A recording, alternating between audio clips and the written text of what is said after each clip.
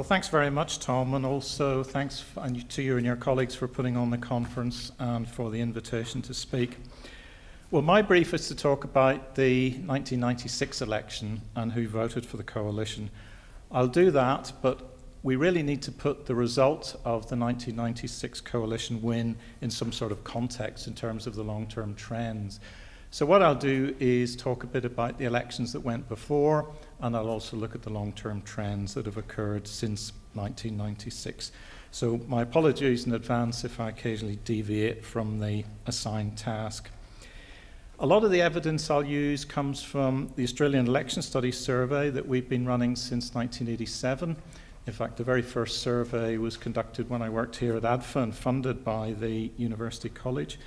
What we do in these surveys is at each federal election we ask a nationally representative sample of voters, typically about 2,000, round about 200 to 250 questions about their attitudes, voting behaviour, socioeconomic background and so on. So we have a huge database of what we know about the voting electorate.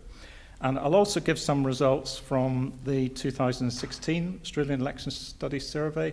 That's just in the process of being completed. The results I'll give are preliminary, but the final results won't differ all that much from what I'm actually going to show.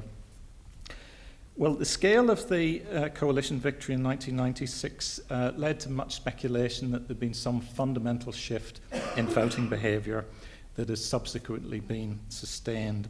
Now, I'll test that hypothesis in the context of the Australian Election Studies survey, but probably this was reflected most visibly in the two labels that were used, battlers, hard battlers, and aspirational voters. And that seemed to encapsulate the sort of feeling of the time that this was a major event which had fundamentally changed patterns of voting behaviour. It also focused attention on the idea of the median voter. And this is a theory that's popular in academic research, particularly over the last 20 years or so, also been widely used by marketing companies. So the idea of battlers and aspirational voters was very much in this mold of seeking the middle ground of who the aspirational voter and the battler actually was. The two terms have come very much into common discourse over the last 20 years or so. And I notice aspirational voter is used quite a bit in Britain now over the last couple of general elections. They entered the Australian National Dictionary in 2016 for the first time. Aspirational voter is fairly clear. It's a voter who's mainly concerned with material improvement or gain. So it's looking at people with an economic self-interest. Hard battler was also included in the dictionary for the first time.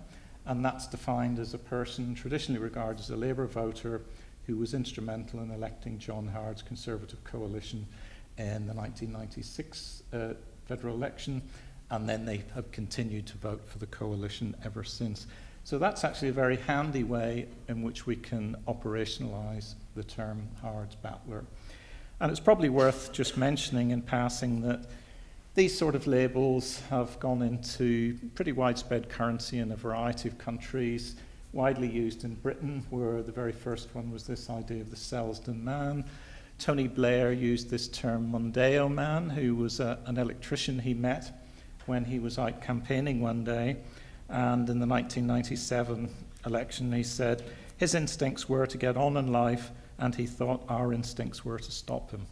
So it was this idea of upward mobility and that political parties and government should actually be trying to increase people's economic opportunities.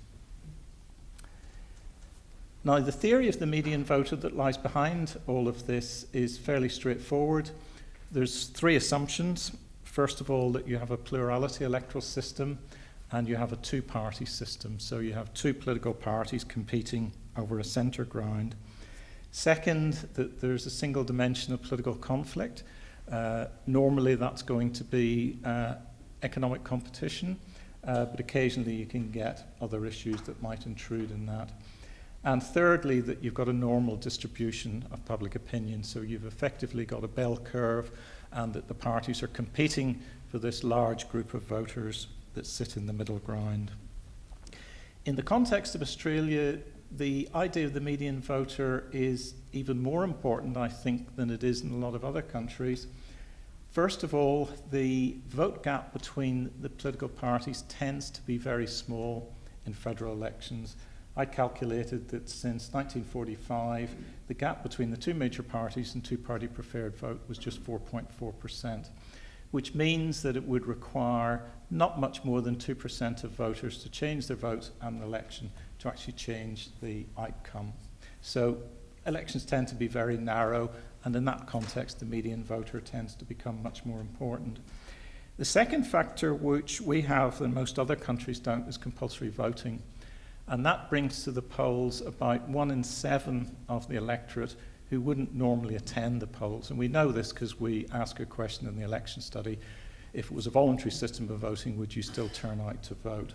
So under a voluntary system, possibly around about 15% of people would not vote. This is important because these voters tend to be disinterested in the political process. They know relatively little about the issues, the leaders, dynamics of the campaign, and so on, and they tend to gravitate towards the political centre because they're simply uncommitted. We also have increasing voter volatility. That's increased incrementally since the 1960s. I'll show you a graph in a minute. And we also have increases in split ticket voting, people voting for different parties in the House of Representatives as against the Senate. And to give you some idea of how important increasing voter volatility has become, that's a graph which is based on a question we ask in the election study, which is, have you always voted for the same political party since you started voting in elections? And you can see that at the beginning of the period in 1967, it was almost 3 in 4 voters said they simply voted for the same political party, which means they voted for the same political party in the very first election they voted in, and the same political party in the last election before they died and left the active electorate.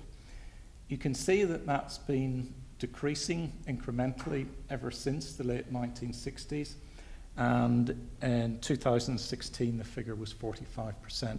Still very substantial, so about almost half of the electorate vote for the same political party during the course of their whole electoral lives, but considerably down on what it was before. You'll see the figure for 1996 is 53%. So volatility had really taken hold before the 1996 election, and I think that's quite important in terms of interpreting the election itself. The other change has been the increase in split ticket voting, people voting for different parties in the upper and lower houses. That's been round about 1 in 10 of voters going back to the late 1980s. We've got some data going back to the 1970s. Doesn't ask the question in the same way, but it seems that it was a bit less than 10% at that period. That's been increasing quite substantially, and the figure for 2016 was 21%. Now, typically, split ticket voting affects the Labour Party more because Labour voters tend to vote either for the Democrats in former days or for the Greens in the Senate. What I do notice is that in 2016 there was an increase in Liberal voters splitting their tickets, and it seems to be the case that the superannuation issue was driving that. So how do we define these two groups, the battlers and the aspirational voters, and put them in the context of these long-term trends? The way I've defined battlers here is in terms of their family income, people that were in the bottom 2 quintiles of their gross family income, and people who reported that their household economic situation had worsened over the previous year. So a retrospective judgment about their economic position. Aspirationals are defined in terms of a question which asks, would you prefer to have reduced tax, or would you prefer government spent more money on social services? And the second question, which asks about the regulation of trade unions. Aspirationals are people who would favour reduced tax over more spending on social services and who want stricter regulation of trade unions. And then at the other end of the scale, I've got people who I call collectivists, who take the opposite view about government spending. And just to show you the long-term trends in that question about less tax versus more government, more social services, you can see there's been really a quite important long-term trend there in terms of people's attitudes towards the direction of government spending. At the beginning of the period, almost 2 out of every 3 voters wanted less tax rather than more spending on social services. That's decreased really consistently at each of the elections, bottoming in 2007. And since then, we've had a much narrower gap between the two views about government spending. In 1996, you can see that it was almost 6 in 10 voters who wanted less tax. So there was a view that government should do much more to reduce the tax burden on ordinary families. And as we can see, since that figure has declined quite considerably. In terms of the second question, how we define aspirational voters, the regulation of trade unions, you can see there was a strong view that regulation of trade unions should be increased. At the beginning of the period in 1990, 7 out of 10 voters took that view. That's decreased since, and once again bottomed out in 2007. So the first question to address is how many of these voters are there within the electorate? And this graphs the proportion of each of these 3 groups starting in 1990 through to 2016. Battlers are around about 1 in 5 of the electorate. That was the case in 1990. They decreased through to 2004, then they increased slightly, and then there was a bit of a decrease again in 2010, and then an increase through to 2016. Now, we're identifying them based partly on their family incomes, so you would expect a degree of stability in the proportions within the electorate. Aspirational voters, they were just over 1 in 5 of the electorate in 1990, and you'll see that in 1993 and 1996, they were a bit more than 3 out of every 10 voters. Since then, they declined, again bottoming out in 2007, and then they've increased much more gradually since. Much more dramatic changes in the proportion of collectivist voters. As you can see, during the course of the 1996-2007 coalition government, they actually increased very substantially in numbers, peaking at almost half of the electorate by 2007. So the idea of Howard's Battler is that there's been fundamental shift in voting behaviour, that this group of voters moved to the coalition in 1996 and permanently stayed there, that this was a basic shift away from the Labour Party.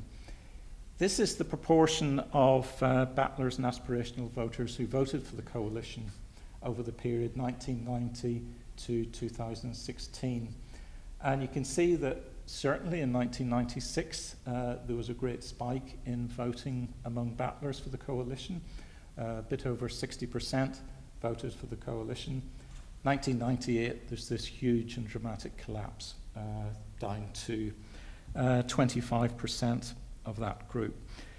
What happened there was the GST election. There was a new tax. Battlers were not in favour of that. And of course, there was also Pauline Hanson's One Nation, and a lot of them defected to that party as well. So the hypothesis that there was a fundamental shift among this group of voters isn't really supported by the data. It certainly happened in 1996, but it's probably worth saying that we also see evidence that it was there in 1990 and 1993 as well. And then following 1998, they basically defected away from the coalition. They did return in 2010, and then there's been a bit of a decrease in the 2 federal elections since. Aspirational voters, again, they did swing very strongly to the coalition by 1996, and with the partial exception of 1998, they've pretty much remained there ever since. So the hypothesis that there was a major change, we do see some evidence for it, but certainly by no means supported. So why did former Labour voters shift to the coalition in 1996? And about 1 in 5 of them, based on the data from the 1993 election survey, actually did shift. What this shows is an analysis which tries to disaggregate this in terms of about 30 or 40 effects grouped under social background, the effect of leaders, the importance of issues, and the dynamics of the election campaign. And in terms of trying to explain why these voters shifted, we can explain about 38% of it based on a statistical analysis. What we see is that the major factor there was leaders. People shifted partly because they didn't like Paul Keating and partly because they liked John Howard. Now that's actually interesting because in most of these analyses I've looked at where you look at people that defect from one party to another, it tends to be the dislike of the leader of the party they're moving away from that matters. They're not particularly attracted by the leader of the party they're going to. So the 8% for John Howard is really quite significant in patterns of long-term voting. You can see that social background mattered a bit, not hugely. The main factor there was people who were self-employed. They moved very strongly to the coalition in 1996. Issues were on a par with social background, and the two that really stood out there was people's concerns about unemployment and also health and Medicare, which has been a continuous issue ever since, along with education. The election campaign didn't actually matter all that much. It explains about 4% of the 38% that we know about. What this shows is the voting of 6 groups for the coalition, and I've taken 4 elections, 1987, 1996, 2007, and 2016. And it's showing the proportion of each of these, the proportion of the coalition vote that has come from each of these 6 groups. And I just draw your attention to 3 of these groups. The female vote, as you can see in the first 2 elections, the coalition had an advantage among females. There was a real gender gap there, which was working to the advantage of the Liberal and National parties. 2016, the gender gap is actually reversed. Women are less likely to vote for the coalition by about 5 percentage points. Second thing I'll draw your attention to is the aging of the coalition vote. So the mean age of a Liberal National voter in 1987 was 45 years. 2016 is 57. I mean, quite a substantial change. It really is an aging vote. And the third thing I would draw your attention to is government employees. And in 1987, 22% of the Liberal vote came from self-employed. They have declined from 25%, increasing to 29% 1996, and then declined to 24% in 2016. And if we put that in a longer-term perspective about the self-employed, that's a slightly different figure to the one that I've just shown you. It's an index of the difference in voting between employees and self-employed. And you can see a real increase there in 1996 in terms of the self-employed voting for the coalition. But thereafter, really quite a significant decline, which continued through up to 2016. So to conclude from this and to summarize, there was a view that the 1996 election led to some permanent change in voting behaviour. Based on the evidence, that doesn't seem to be the case. Battlers moved very strongly to the coalition in 1996, but that was also building on changes that occurred in 1990 and 1993. But in 1998, they dramatically moved away from the coalition. They didn't return until 2010. On the other hand, aspirational voters, they did move strongly to the coalition in 1996 and have pretty much remained loyal to them ever since. In terms of what drove the 1996 coalition victory, popularity of John Howard was a major factor, also support from battlers, self-employed, and female voters. Now, the scale of that victory, the numbers of people who actually moved, And some of the figures I've shown you about patterns of voting behaviour since make it pretty clear to me that certainly in our lifetimes we're not likely to see any repeat of 1996. Thank you very much.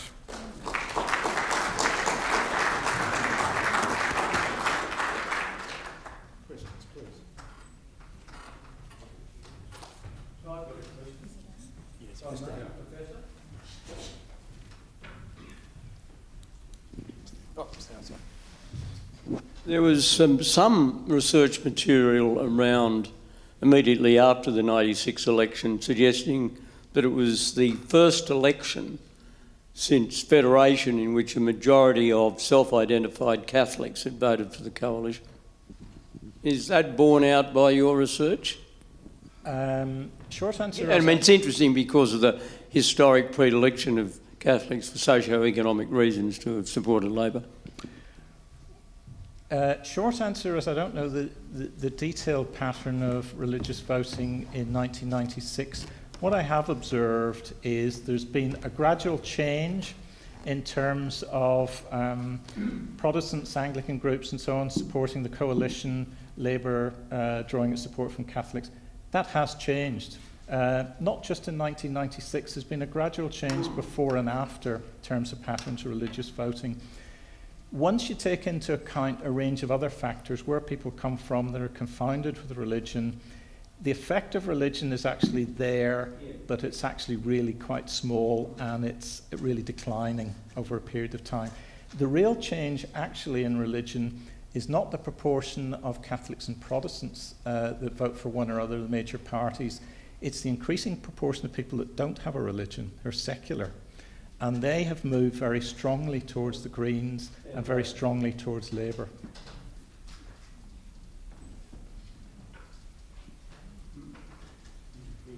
And you're confident that if people were given a choice, only 1 in 7 would not choose to vote? Well, I work with opinion polls, so I'm never confident. But if I was confident, I would. We've asked the question consistently in the surveys, and we get a consistent answer back, which is about 82, 83, 84% of people would turn out to vote. Now, the reason I tend to believe it is we know from the Netherlands, when they abolished compulsory voting in 1971, turnout before that change was same as it is here, about 95%. After the change, it was 84%. So it suggests to me that that's ballpark. And who would such a move favour in Australia? It used to be the case that introducing a voluntary voting system would benefit the coalition, and that was certainly the case in the surveys through to the early 2000s. Since the early 2000s, the advantage to one or other party is almost non-existent. But it was always the case that higher turnouts or a system of compulsory voting would bring to the polls people who were less interested, tended to have lower socioeconomic status, less education, so on, tended to be more likely to vote for a centre-left party. More committed voters, better education, more likely to turn out, even if there was low turnout or bad weather or something, more likely to vote for a centre-right party. Thank you. And one question. Okay. And that'll be the last question. Yeah, thank you, Professor. In the United States, it appears that one of the greatest predictors of the way you voted at the last presidential election was whether you had a college education, or in our terms, I guess, a bachelor degree. Have you picked anything up along those lines? Yes, education has become increasingly more important. People who have university education tend to be more likely to vote for a centre-left party, not just in Australia but internationally. That's becoming increasingly important in terms of voting behaviour because so many people are going through higher education now, and it certainly has an effect in terms of how people vote. It's also become more important because traditional class divisions are declining. The blue-collar, white-collar divide is really much less important than it used to be. Things like self-employed is much less important, as I showed you, than it once was. Government employment or working in the private sector has maintained its importance but at a much lower level. So I think increasingly, in terms of voting behaviour, university education, tertiary education is going to become much more important in terms of defining voting for the major parties. Thank you. Would you please join with me in thanking Ian?